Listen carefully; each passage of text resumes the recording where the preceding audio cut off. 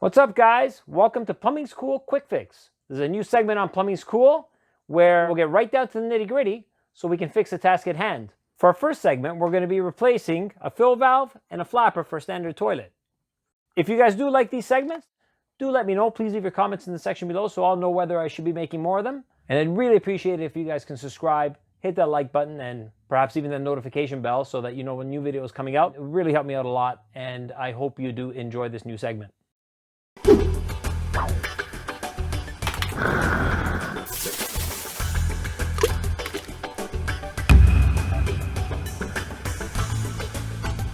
Your toilet's fill valve is what controls the filling and volume of your toilet's tank water, which of course is the primary water used to flush all those unmentionables whenever the user hits that flush handle. The primary reason why you may need to be replacing your fill valve is either if it fails to close, if it doesn't open and let water in at all, or if it just decides to go haywire by breaking down and spewing water all over the place. Your flapper is what allows and prevents the tank's water from evacuating into the bowl. It's one of those silent threats that can lead to a mysterious high water bill as they often break down and warp over time, causing water to unsuspectingly leak out into your bowl and down into the drain.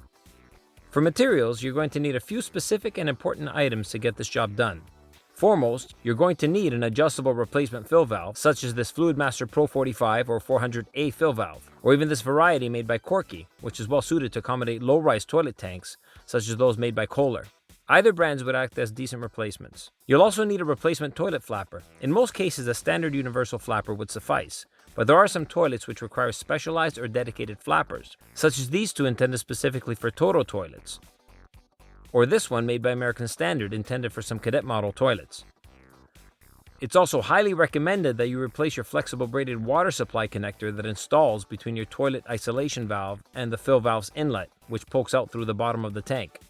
Don't cheap out by reusing the existing braided supply, even if it's only a few years old, as the internal rubber and plastic can harden and dry up over time, fail, and potentially cause a flood that would leak to expenses and frustrations significantly more than the cost of a new toilet supply. Be sure to get the length long enough so that there's no tension anywhere along the braided supply when connected. For tools and equipment, you're going to need at minimum a pair of pliers, the plumber's optimal go-to tool, an adjustable wrench, a sharp knife. It would also be great to have a wet and dry vacuum for evacuating the residual water from the tank.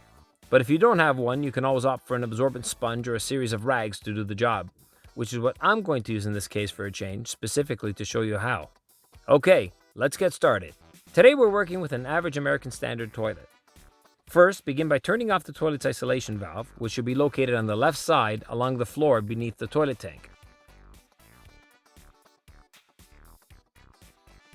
With the water off, press down on the flush handle and hold it down for several seconds to evacuate as much water as possible through the tank's outlet.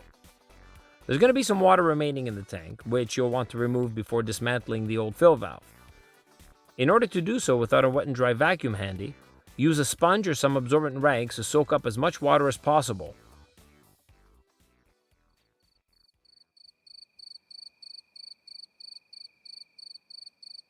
One eternity later. By now, you can probably understand my affection for wet and dry vacuums. With the standing water finally removed from the tank, remove the old flapper by gently unclipping the chain from the flush handle lever. And carefully dislodge the flapper from the two tabs on the overfill tube which are holding it in place. Proceed to loosen and remove the supply tube currently attached to your existing fill valve, as well as the supply valve, and discard it. As mentioned, do not reuse this braided supply, as the cost for a new one is just not worth the risk of having it fail on you. Remove the single nut at the bottom of the tank holding the existing fill valve. Feel free to use whatever persuasion tools of choice to get the valve off, as it doesn't really matter if the valve or nut gets damaged because you'll be discarding this as well. From above, proceed to pull up on the fill valve until it dislodges from the tank. If the fill valve's priming tube is still attached to the overfill tube, simply pull up on the clip to remove it. Let's briefly take a closer look at our new fill valve, which comes with some additional hardware. This includes, of utmost importance, the fill valve's gasket, which is what seals the valve stem at its base and prevents water from leaking all over your floor. We also have a new fastening nut similar to the one we removed, which will hold the fill valve and gasket tightly to the tank. The kit may also include another plastic nut such as this one. If you're using the flexible braided supplies detailed in this video, feel free to confidently chuck this component into the trash bin, as they're intended to be used to fasten the rigid tubular brass water supplies less commonly used these days, although there's absolutely nothing wrong with doing so. And that funny looking clip is what will be inserted into your overfill tube and guides the included trap priming tube so that an adequate supply of water fills the toilet's integral trap each time the toilet is flushed. Let's begin by installing the new flapper, and we do so by guiding the two little holes around the aforementioned tabs or ears protruding from each side of the overfill tube. It's likely that the included chain will be significantly long and need to be adjusted. Keeping the flapper in the closed position, determine the correct chain length by pulling vertically on the chain until it intersects with the flush handle's lever. Readjust the included clip to that intersection or slightly below. This may take a bit of trial and error. The important thing is to ensure that there is absolutely no tension on the chain when the lever is in the resting position so as to cause it to pull up on the flapper, thereby allowing water to escape down into the drain. At the same time, too much slack will prevent the lever from pulling the flapper up high enough to ensure an adequate flush. Like Goldilocks, you want it just right. If you like, you can proceed to cut off the excess chain once you're certain that you've got adequate slack. Taking a closer look at the fill valve, you may notice that there's a coarse thread running along the stem, which allows you to adjust the valve's height to accommodate various toilet tank models. In this case, adjusting the height is simply a matter of rotating the stem counterclockwise to lengthen it and clockwise to shorten it. The fill valve includes an anti-siphon device located at the top to prevent the tank's water from getting sucked back into the potable water system in the event of negative pressure in the water line. This anti-siphon device, which is also where the water comes out of, must be installed above the water level of the overfill tube so that it always remains above the tank's maximum possible water level. To assist with determining the minimum height, the fill valve has a line with a marking CL, meaning critical level. This marking is to be installed so that it is at least 1 inch or 25 millimeters higher than the overfill tube. This will guarantee an effective means of preventing cross-contamination between the pipe's drinking water and that of the toilet. You can determine the correct height by temporarily resting the fill valve into the tank's outlet hole and comparing the critical line's height against the top of the overflow tube, and continue to adjust accordingly until you achieve the proper height. Note that the top of the fill valve might seem too high for the tank lid to properly fit on, but this is often deceiving, as the bottom side of the tank lids are hollow and usually accommodate the fill valve's added height. Be sure to test the lid before turning on the water to facilitate any necessary adjustments. Once the height is determined, be sure to install the included gasket onto the fill valve's base. Prepare the gasket by punching out the center gasket or washer. Again, this is another component which will not be needed for a modern installation. Slip on the gasket so that the flat side faces up and the tapered side is facing down toward the tank hole. This will help assure a proper seal on both sides when the fill valve is tightened.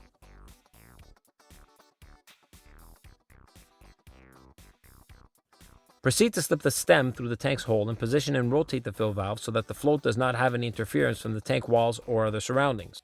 Also, because a regular supply of water will need to be fed into the toilet's integral trap to ensure that it remains filled with each flush, ensure that the fill valve's trap primer outlet, that's that little stub sticking out around the critical level mark, is facing the overflow tube to facilitate installation of the included primer tube.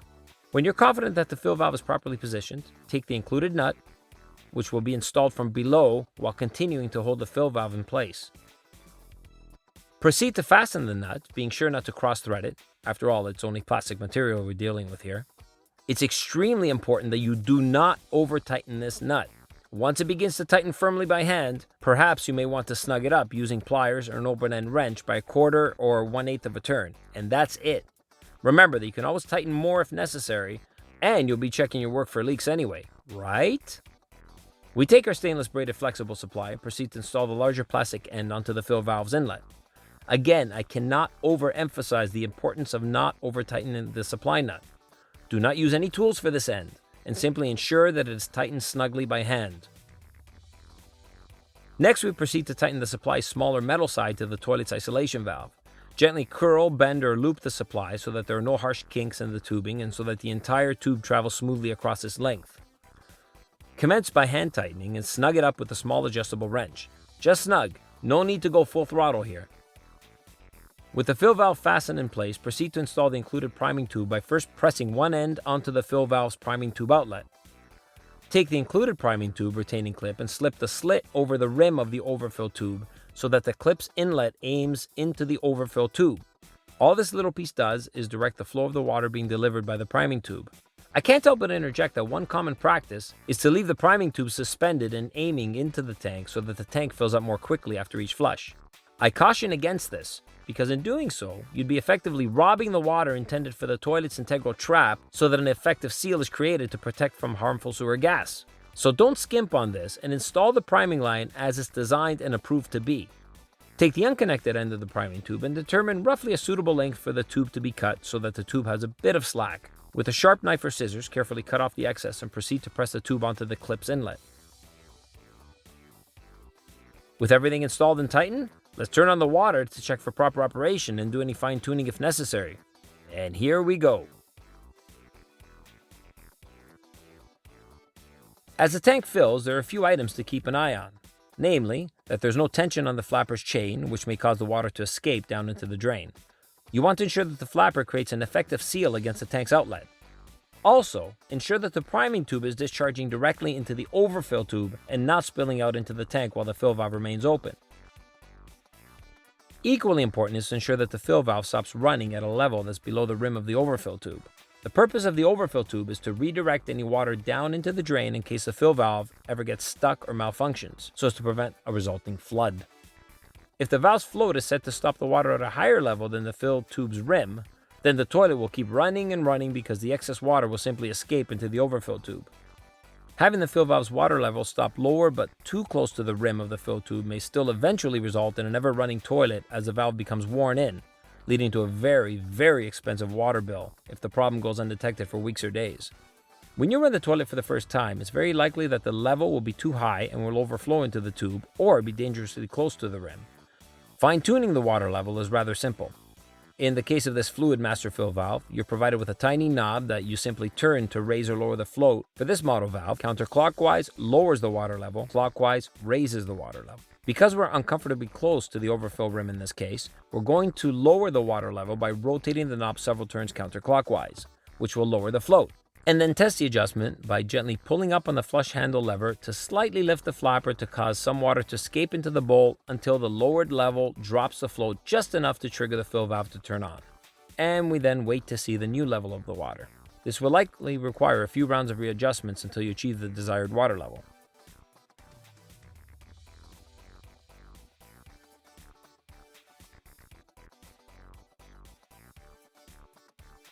When you're happy with the water level, give the toilet a full flush to ensure that everything operates properly under normal conditions, including the flapper returning smoothly and fully to its closed position, and of course that the water level stops where it's supposed to be without intervention. Notice that unlike the old valve, the new fill valve no longer spews water all over the place. Filling should be smooth and undramatic without any overspray, other than what's intended to escape through the priming line. While you're waiting for the tank to fill throughout your final test flushes, be sure to carefully check for leaks beneath the toilet tank. Specifically, at the fill valve's fastening nut, at the flexible braided tube's plastic nut connection, remember to only hand tighten, and finally along the entire braided connection, down to the metal nut connecting to the toilet's isolation valve. Note that if it's a humid day and you've been carrying out several test flushes, condensation may build up along the surfaces, making one mistakenly presume that there's a leak. Simply wipe the water with a dry cloth and monitor to ensure that the water is definitely not the result of a leak. Presuming there are no leaks, replace the tank cover, and you are done. And so that's how you replace a fill valve and a flapper for a standard toilet. I hope you guys did enjoy this video. If you did, please be sure to leave your comments in the section below. Also, let me know if there's anything else in particular you'd like to see. Do subscribe to the channel and hit that like button. It would help me out a lot and encourage me to make more content for you. Meanwhile, I look forward to seeing you guys in the next video. Thanks for watching.